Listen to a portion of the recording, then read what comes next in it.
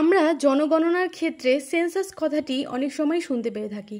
Census হলো একটি নির্দিষ্ট জনসংখ্যার সদস্যদের সম্পর্কে পদ্ধতিগতভাবে তথ্য সংগ্রহ, তার রেকর্ড এবং গণনা করার পদ্ধতি, যা সাধারণত পরিসংখ্যানের মাধ্যমে প্রকাশিত হয়।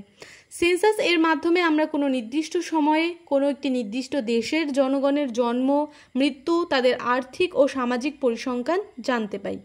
সর্বপ্রথম ভারতে এই জনগণনা শুরু হয়েছিল 1872 সালে লর্ড মায়োর সময়কালে, কিন্তু তা কোনো পদ্ধতি মেনে করা হয়নি। পরে 1881 সালে লর্ড রিপন এর সময়ে ভারতে প্রথম সিঙ্ক্রোনাস সেন্সাস চালু হয়।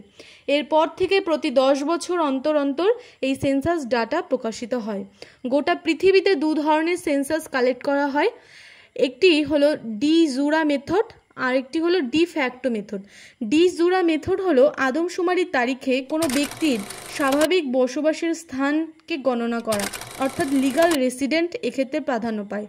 আর ডি ফ্যাক্টো মেথডে আদমশুমারির তারিখে কোনো জনসংখ্যার যে যেখানেই রয়েছে সেই স্থানের পরিপ্রেক্ষিতে গণনা করা হয়।